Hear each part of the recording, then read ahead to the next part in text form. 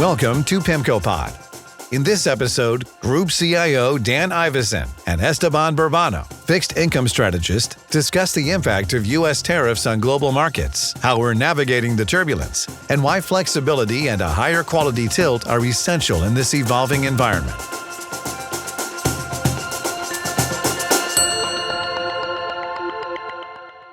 Thank you for joining us for this market update. My name is Esteban Burbano, and I'm a fixed income strategist here at PIMCO. Today, I'm joined by Dan Ivascyn, PIMCO's Group CIO and a member of our executive and investment committees. He's a 25-year PIMCO veteran and leads our income, credit hedge fund, and mortgage opportunity strategies. Given the recent market moves, we wanted to provide you with a quick update on our latest thinking. So we'll break up this session into three sections. First, we'll discuss recent market moves and key factors to watch going forward. Second, we'll discuss our views on potential asset allocation implications for our clients, given the changing macro environment. And third, we'll discuss where we're finding opportunities to deploy capital in this environment. Dan, welcome. Thanks, Esteban. Let me start too by thanking all the clients. It's a busy day in markets, busy day following policy priorities. But as always, we really appreciate the relationship. We'll cover some high-level points today and then look over the coming days to get into a lot more details across the various strategies that we run on your behalf. But glad to be here. Yeah, so we have a lot to cover. Obviously, a lot going on in the markets today, given the recent changes in U.S. policy. Just to recap, the equity markets, S&P down almost 20% since the highs in February. High yield spreads up almost 200 basis points. 10-year Treasury yield moves have been quite significant, dipping below 4% earlier this week and now at 4.5%. First question is, what do you make of these market moves, especially within the context of this macro environment? Sure. I could talk for the rest of the allotted time based on this very unique macro environment, but let me hit the high points. Mm-hmm. One, this environment's very unique. We've been doing this, here, within a lot of the members of the existing team, for, as you mentioned, over 25 years, at the firm, 50 plus years. And this is a unique period of volatility in that it's not related to an exogenous shock. It's related to a conscious policy decision and a style of implementation. That's both a challenge, and also an opportunity for markets to settle down if we get some clarity on the overall situation. But basically, and we talked about this at the beginning of the year, we expected policy uncertainty with the Trump administration. We knew that a key priority was to reset global trade over time. Also reduce tax burden regulations, which can very well have a positive impact on the economy. And we had a sense tariffs were coming first. We also know from monitoring Trump's priorities for several decades that he's very serious about the tariff issue. In fact, he started talking about this back in the 80s when he was a private citizen. But we, as well as the market, were surprised by just the absolute level of the tariffs that were introduced, the ways that these calculations were done, the way that this messaging has been delivered. And as we said, the moment that the Trump administration won re-election, a key focus area for us in the markets was going to be around this administration's ability or willingness to calibrate their policy to current realities. We still have inflation above target. We still had a Fed and other central banks around the world trying to engineer a soft landing. So what may be good over the long term could be a bit at odds with the current economic and financial market realities. And this tariff announcement and the subsequent escalation, particularly with the Chinese and a few other trading partners, has created significant uncertainty. We also talked about the fact that equity valuations were very expensive, both in an absolute sense, U.S. equities screening more expensive than other parts of the world, and screening quite expensive relative to the starting point for nominal or real interest rates. Credit spreads, as we know, came into this period very tight. Yeah. We've had multiple years, really going back to the GFC, where it's been a nearly one-way road in terms of lending to lower quality borrowers. A lot of this risk is not marked to market, so those challenges will likely be right around the corner. But a degree of credit complacency expressed by weaker covenants and very, very tight spreads. So we went into this period with less margin for error given stretched valuations. And we've seen, as you mentioned, a significant pullback at equities. Mm-hmm. Actually, credit markets that are reasonably well behaved up until this point, and a lot of volatility on the interest rate side. Now, just a couple of macro points here. we've done a lot of work, and it's been hard to keep up with the ever-changing set of policies and escalation. We even have the Europeans escalating today. We've been looking to update our growth in our inflation data as quickly as we can. And again, with the caveat being there's a lot of uncertainty, and it's probably going to be a lot worse in terms of the initial shock relative to what traditional economic models may suggest. And the bottom line is if these policies hold, we do think we'll have a recession. We think we very well may be in a recession currently. We think at least over the short term, the price level adjustment will be sufficient to get inflation, calculated inflation, up above 4% again. So this is an environment where you've had change very, very quickly. The delivery was more aggressive than anticipated. So we're going to have volatility and we're going to have repricing. I think the key is where do we go from here? Yeah. We had a view. We mentioned again earlier in the year, I think our cyclical forum research piece early in the year was entitled "Uncertainty is Certain." Maybe a little bit of a, cheesier, weak title, but I think we got it right to say the least. Even a little more uncertainty than we anticipated. But the base case, which represents a narrowing part of the probability distribution, is that there will be negotiations. We will get some form of resolution with many of our trading partners where we did place significant and higher than anticipated reciprocal tariffs on those countries. The 10% tariffs probably here to stay. Tension with China, although there's a decent chance for some de-escalation in the coming weeks, are likely here to stay. More targeted tariffs on select industries likely here to stay. But the base case view is that we will begin to see signs of a negotiated settlement across many of the trading partners now that have tariffs that are quite significant. And we're talking about 30% effective tariff rates today. You got to go back to the early 1900s to get those types of levels. So they shouldn't be minimized. And then the last point I'll make, maybe 2 points. One on valuations. You mentioned a lot of volatility in equity markets, mostly down. Credit spreads have widened a bit, but you have very, very strong technicals, arguably still a little bit of complacency or supply-demand imbalances there, keeping spreads tight. That's an area which we may talk about more, but where we remain more cautious. But bonds, and I think it's important to put this into perspective because the last few days have been rough. We have an auction coming up at the end of this call, which could create even more volatility. But the point there is that it feels real bad the last few days. But the 10-year Treasury yield's back to the levels that we saw in mid-February. Just a few quarters ago, we had higher levels. And then the 30-year bonds, retraced back to a level, generally near where we were in January. So it's been volatile, but we still have a situation where Treasury yields, although they're high, they haven't become extremely dislocated yet. But again, that's an area that we're focusing on. Then you asked about the path for fixed income, as we've been saying time and time again. Yeah, it's rough. Yes, it could be a bumpy road. But starting yields in the higher quality areas of the fixed income markets are attractive, even if inflation were to be sustained comfortably above central bank targets. So this sell-off has again created opportunity where you can generate returns without having to lock up your money for an extended period of time, without having to take a lot of economically sensitive risk. And again, it looks attractive absolute and relative to other segments of the market. Yeah, it's the starting yields are going to be very important. In the Bloomberg, for example, even though there's been a lot of volatility, it still is suffer value year to date. I want to touch on rates, and specifically one question that we get a lot is on what is the Fed going to do, given this sort of balancing act between growth and inflation, the numbers you mentioned, a potential for recession and inflation ticking higher. What's our latest view there? So there's a few points there. Maybe I'll mention a few other central banks in the process, but the Fed is monitoring this situation. It's a challenging situation for them. We have stagflationary themes here in the current economy. Again, our forecast for inflation, if these tariffs hold, is going to be north of 4%, even at least over the short term. And even if you have a negotiated settlement with key trading partners, it's likely to increase and remain elevated for longer. Also, as Powell says over and over again, and good old-fashioned central bankers say over and over again, it's all about inflationary expectations.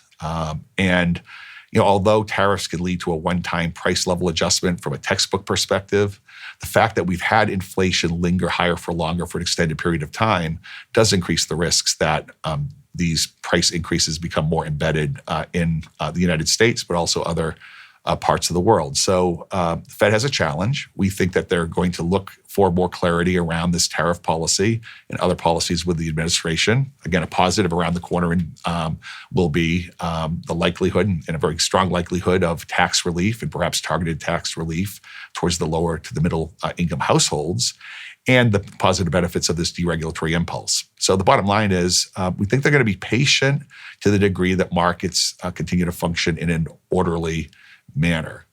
We do think that they will look at market functioning as they have in the past, as other central banks do. And to the extent that all of this very, very rapid change leads to periods where markets become more volatile than they like, they may, if they see some deterioration in some of those metrics, look to support markets. But our best sense is they will do so in the name of market stability. They're likely to be very, very careful in appearing like they're providing more direct stimulus to the economy at a time where inflation's running above central bank targets. So we think they stand ready. They're monitoring the situation, but so far they're willing to be patient. They're not just looking at the financial markets. They're going to be looking at the degree in which this financial market volatility begins to flow through to the real economy. And it will, if we don't address some of this uncertainty and some of this trade friction, even if we want to be tough over the long term. If we don't take a timeout, so to speak, or address it soon, this financial market volatility is absolutely going to begin to impact the real economy, impact credit, particularly credit across small businesses, mid-market companies, and a lot of those companies, have fairly aggressive capital structures. So they're watching, but the Fed put, so to speak, a bit more out of the money than it has been in prior crisis periods. And I want to touch on this point that you just mentioned, which is well-functioning markets, right? One question that we're also getting is, what are some of the technical factors that are perhaps sort of in your mind or might be affecting how the treasury market is working, or even the broader financial markets are working? Sure. Well, the markets are functioning fine. Okay. They're just moving around a lot right here. So, like any type of crisis period, and we've been through many, you'll tend to get people selling higher quality assets early on, de-risking, deleveraging, so to speak. And that has led to some widening in the higher quality segments of the market. If that's orderly, that is typically the path that markets take initially. But there's other leverage in the system. We refer to it as leverage lending, private credit, higher yielding lending, lending to more credit-sensitive borrowers. This is a very, very challenging environment, almost close to a worst-case scenario for more economically sensitive lending. A stagflationary shock at a time where covenants are weak, spreads are tight. There's arguably a bit of complacency in these markets, and we haven't had that environment for a very, very long time.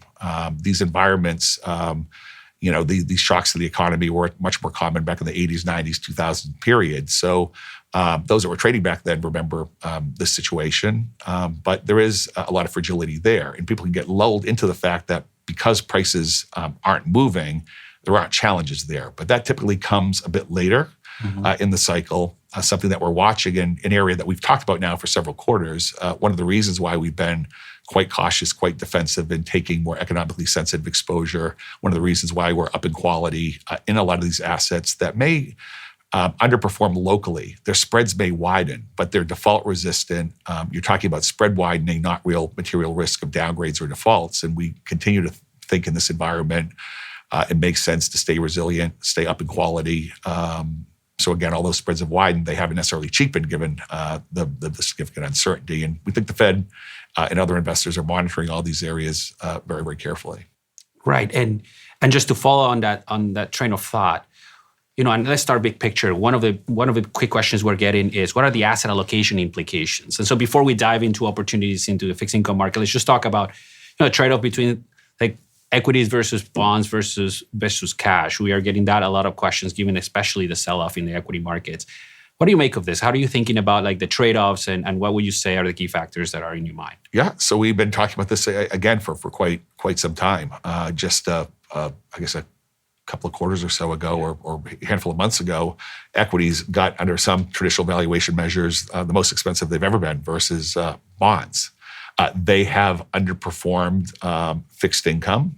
They've traded down in an absolute sense. So from a long-term asset allocation perspective, they're looking a bit better. But when you look at equity multiples today, when you look at high quality fixed income yields, especially after the backup we've seen the last few trading sessions, we're back to levels where equities only incrementally look more attractive versus fixed income. So again, a lot of noise. But when you get these second order effects, if you end up seeing the economic deterioration and credit deterioration that we expect, you very well may see a pretty strong bid or source of demand for higher quality instruments. And that's not just treasuries. I think this is a very, very important point. We're in a very, very different world than we were in a few years ago, both from a macroeconomic and a geopolitical perspective, but also from a valuation perspective.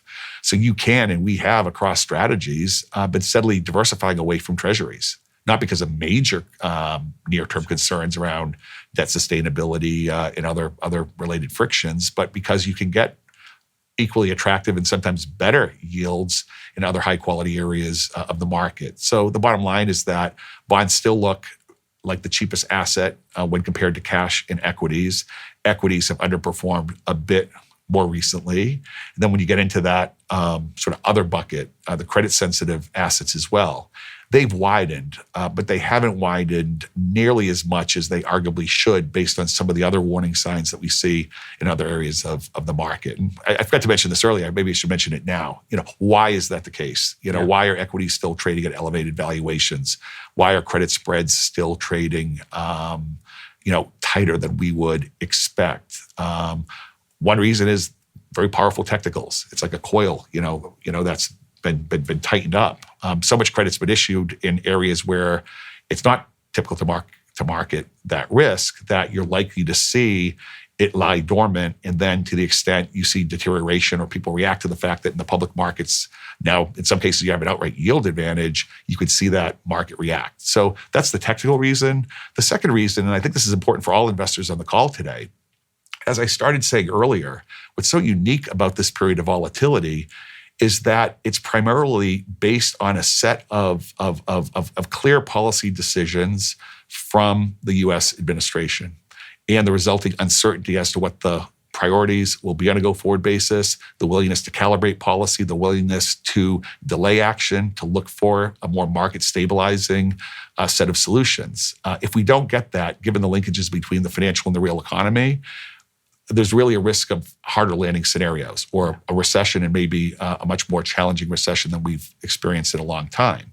But the good news for markets is that with some clarity, with some announcements around the willingness to take a longer-term policy view, markets can stabilize. And you can see a significant snapback, particularly in those higher quality areas of the market that have widened more recently. So this is a situation where it feels real bad right now. When you've looked at crisis periods in the past, it was hard to figure out what risk people had, what the solution would be, like the global financial crisis. Today, the solution is fairly straightforward. As to whether the solution gets implemented, again, lots of uncertainty. But this is a very, very different environment, and one why, despite the more volatile environment than we've grown accustomed to, we are optimistic, at least given the starting valuations today, particularly within the higher quality segment of the fixed income opportunity set. Right, because of the it's kind of like a middle of the road, right? Like you can have some certain positive news that will help sort of risk assets, including high quality assets as well. So let's shift gears a little bit and talk about perhaps what are we doing in our portfolios at a very wide level, right? And first, let's talk about interest rate exposure, duration in our portfolios, and then we can shift gears and talk a little bit more about the credit markets. How are you thinking about duration positioning, not just in the U.S., but also as we look at policy divergence across the world, perhaps different growth paths? How are you thinking about positioning our portfolios? Yeah, so we just published our cyclical outlook recently. I believe my colleagues Tiffany Wallady and Mohit Mittal shared their update, and that was before this bout of extreme volatility after the tariff announcement. But in general, the same themes we've been talking about for several quarters holds true. From an interest rate perspective, we're a little bit overweight in most of our benchmark strategies. In some of our more absolute return-oriented strategies, some of the strategies I tend to be more involved in, We're a bit more defensive, given that we have a broad global opportunity set. We've had a little bit less interest rate exposure. And so far, we haven't made meaningful change. In general, across PIMCO, we're monitoring markets to the extent that we see some overshooting, which could happen of a technical variety. The coming weeks, we would certainly consider and have room to add a bit more interest rate exposure, but we're mainly keeping an ever so slight overweight. We're concentrating our interest rate exposure in the front end of yield curves. There's just, again, consistent with extreme macro and policy uncertainty, we've looked to underweight the long end of the maturity spectrum, favoring more intermediate term maturities, defined loosely as 5-year, 7-year type maturities. And we have steadily diversified some of our interest rate risk outside the United States and some of these other countries that I mentioned briefly earlier. These types of tariffs can be quite disinflationary outside the United States. Yes, our economy will suffer. Other segments of our investment opportunity set will suffer as well. So, Germany, even Japan to some degree, the United Kingdom, Australia, an example of a very high quality market that offers very attractive yields, all make sense from a diversification perspective, and we've done that to a significant degree. The size depends on the underlying strategy. A preference for resilient, high-quality assets, even though they may have a bit more spread volatility than some of the more economically sensitive areas, particularly those less liquid areas of the market. We do believe that it makes sense to give up a little bit of yield to pick up resiliency. The great news is when you look at things like agency mortgages, Treasury inflation-protected bonds, AAA senior structured product risk backed by the consumer. The consumer's in the best shape they've been in a decade plus since the crisis. All these areas are areas where it's going to be about spread widening and ideally in the coming few weeks, spread tightening. It's not about downgrade risk. It's not about default risk. So we continue to focus on those areas. On weakness, we continue to add to those areas. And that's, again, a key theme we've talked about for quite some time. Then thirdly, it's quite stressful for some, but exciting from a macro perspective. The last couple of years, we've been successful in relative value trading, looking for overshoots, structural inefficiencies in markets. We've been more active than we've typically been during these periods within the broad opportunity set. We had an example, just a few weeks ago in Germany, where people normally would say, "Wow, you invest in Bunds, German government bonds, you give up yield, but you pick up stability and low volatility." Well, we found out again, Germany, pivoted quite significantly in terms of the intention to spend more on the fiscal side. And you saw meaningful underperformance in a market that normally would be considered quite safe and uninteresting. So, there's a lot of work beneath the surface, trying to leverage, the full teams that we have at our disposal to do a lot of, relative value trading of a more liquid variety to take advantage of dislocation. And there will likely be more micro dislocation in a more targeted, rich setting. Not super exciting on a call like this to go through, but a lot of looking to hit singles using a baseball analogy. Yeah.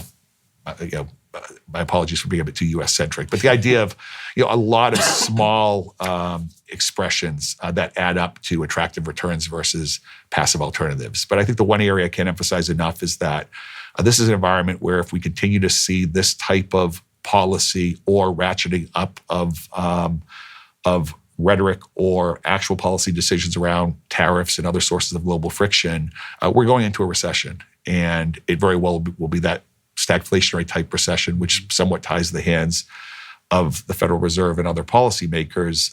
So again, the area where investors need to be the most cautious is this very economically sensitive, lower quality credit. It's not going to feel that way, but literally hear these stories that you should be hunkering down in things that aren't marked to market but represent single B type credit risk to mid-market companies. When on the other side, we're hearing about managers, owners of CEOs of mid-market companies or smaller businesses really, really concerned over the near term. And then the last point is, not opining on policy here. I may come across as being more critical. I think the point here is that there are, thoughtful long-term policy goals. There's arguably the need to reset trade, to balance global financial and geopolitical physical relationships. It's just a question of, from a market's perspective, is it too much too soon? Is the implementation such that markets are lacking clarity? We expect to get more clarity in the coming weeks, but that's the risk. And again, if we don't get that clarity and people really begin to romance a downgrade or a default cycle, you very well may get the good old-fashioned flight to quality dynamic. Maybe not like you did in the past, but you could see, those attractive higher quality bonds on a global basis that have been volatile. Again, many of them just back to levels that we saw a couple of months ago, but they very well could rally over the course of the coming months. So lots of uncertainty, lots of volatility, but optimism, at least in the higher quality areas, and the likely opportunity to be more creative within the deep credit allocation or the equity allocation at some point down the road. Yeah, and you've hinted at along your answer on this, but I want to perhaps spend a little bit more time on some of the questions that we're getting is, high yield spreads are very wide, or not very wide, but they've widened significantly, perhaps to a level that is more sort of normal, but still perhaps not cheap enough. How are you thinking about the credit markets? You hinted heading into the higher quality segments, but any other things that you're watching on the credit markets? Yeah, well, the top down area again, just to reemphasize this point is to understand, the willingness to calibrate policy. If you do get negotiated settlements, with key trading partners and limit the near term impact on the economy and on credit fundamentals, you could see a snapback in spreads from here, both high yield and investment grade. But both markets are not trading nearly as wide as the recessionary risk embedded in markets. So high yield now, I've been at the desk here for 15 minutes. That could be almost anywhere. But in the high 400s would suggest still a below 50% recessionary type risk. Yeah. Not too different assumptions in the investment grade market. So we still think there's a little bit of complacency there. The great news for investors is you don't have to take a lot of risk in the lower quality high yield markets. And it's even more exciting today to be able to take advantage of higher quality assets that have repriced and are looking more attractive, even though their fundamental risks haven't really gone up other than there's been some selling more recently. So all the themes we've been talking about for several quarters continues to mostly hold. Credit spreads are gradually becoming more attractive, but the economic situation is more uncertain as well. So we stand poised to add in some strategies where we've been extremely underweight that type of risk. We've added around the edges, but we're going to stand back and wait a bit more. We certainly have the opportunity when we do see more cash selling in that market, if we do, to be able to fine tune, and it will likely be a really, really good trading opportunity. I mentioned consumer asset-backed risk, again, very well insulated from loss. We've had a big rally in home prices. We've had a massive regulatory response since the GFC. Loan-to-value ratios, across pools of mortgage assets, very low, below 50%. These cohort groups that may own a home but can't extract equity are very good borrowers to provide an automobile loan or a co-signed student loan to. So that those continue to represent overweights across PIMCO portfolios, both public and private. An area again, almost regardless of the economic shock, should, at least from a loss perspective, be incredibly resilient. Mm-hmm. They'll widen and spread in to a degree with other assets, but very, very attractive. Emerging markets, a lot of opportunities there. You very well over the next 5 to 10 years, given this dynamic where, as I mentioned earlier, the United States takes a more aggressive stance towards China, but it's willing to negotiate with other trading partners across Southeast Asia or other potential beneficiaries across South America. As an example, this very well could be an attractive long-term period for emerging market performance. Valuations started in both fixed income and equities, much more attractive than many of the developed markets. So we like that sector. We just think in a highly uncertain environment, in a lot of our broad mandates, including some of the mandates that I focus on day to day, we're just being a bit more cautious in that space. And then last but not least, the private markets. Nearly all of our asset allocation themes that I talked to you about just now, impacting our thought process for asset allocation in the public strategies, hold true. The one piece I think that's very, very important to mention is that there's a practical limit to how wide public credit spreads can get before you're going to get a response within the legacy stock of private lending as well. So I think that's an area that investors want to watch very, very carefully. There tends to be a lagged response given market structure in that space.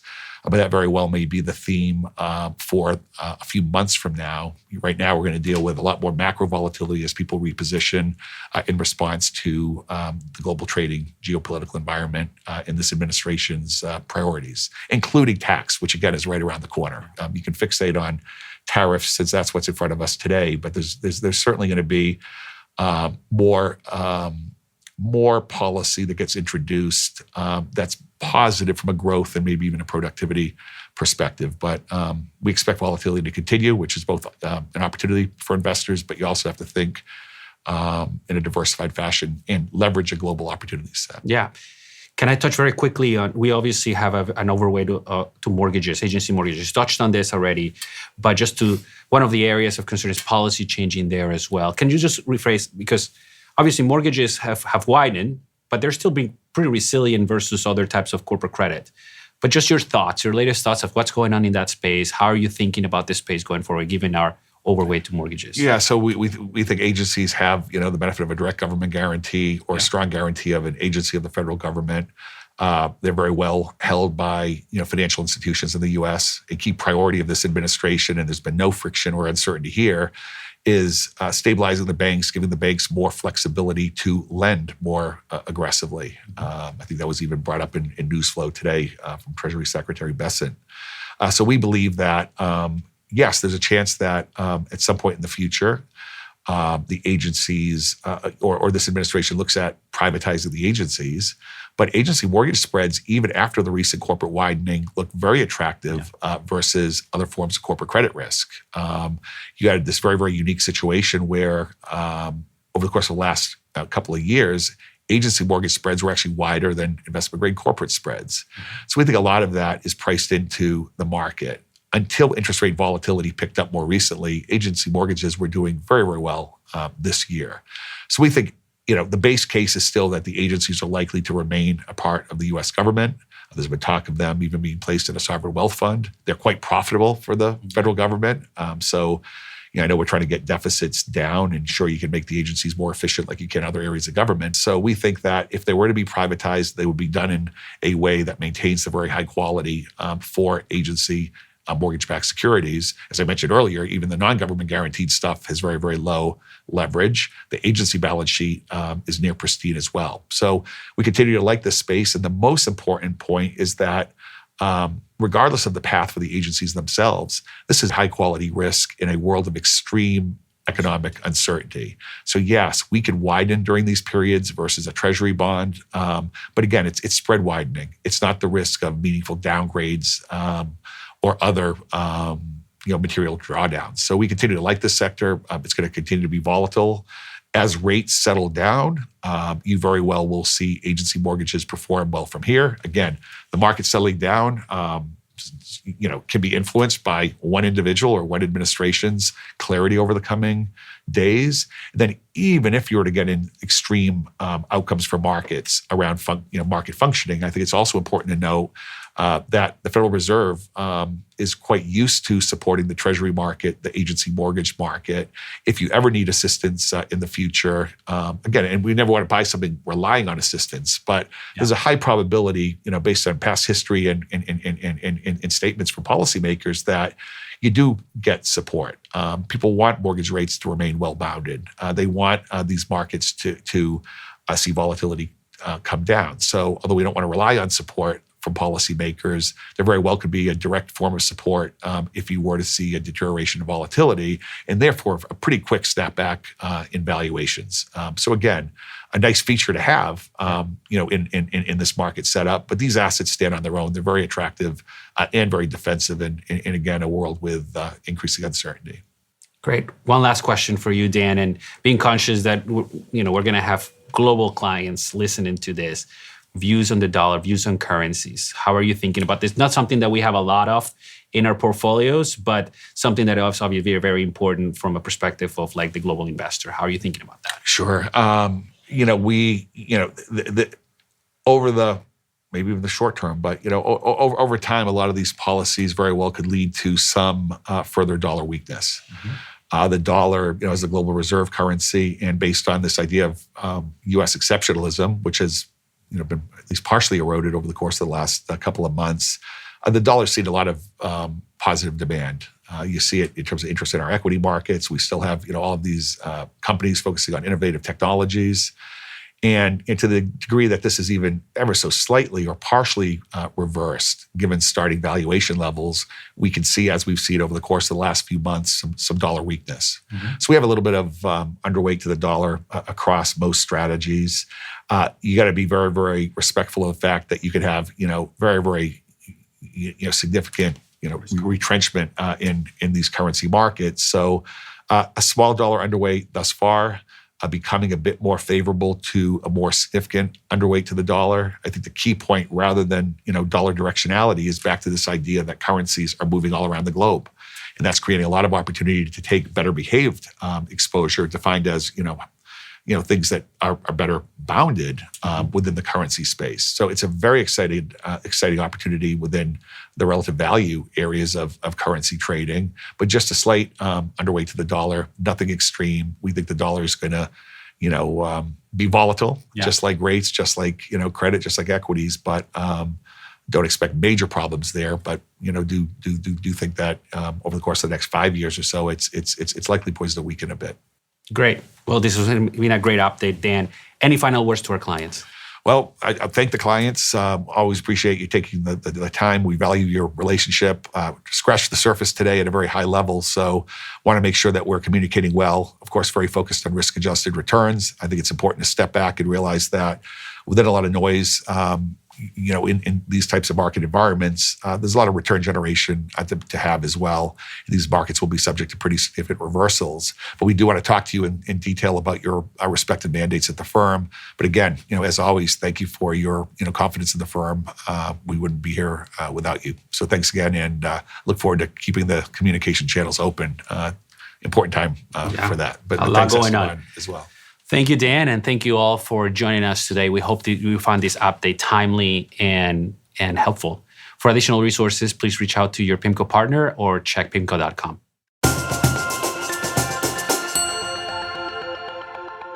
Thank you for listening. That was Navigating Global Market Turbulence. For future insights, please follow us on your favorite podcast platform. The discussion and content provided within this podcast is intended for informational purposes only and may not be appropriate for all investors. Reliance upon information provided in a podcast is at the sole responsibility of the listener. The information included herein is not based on any particularized financial situation or need, and it is not intended to be and should not be construed as a forecast, research, investment advice, or a recommendation for any specific PIMCO or other security, strategy, product, or service. Past performance is not a guarantee of future results. All investments contain risk and may lose value. Investors should speak to their financial advisors regarding the investment mix that may be right for them based on their financial situation and investment objective. Podcast may involve discussions with non-PIMCO personnel, and such content contain the current opinions of the speaker, but not necessarily those of PIMCO. Other podcasts may consist of audio recording of an existing PIMCO article, and such material contains the current opinions of the manager.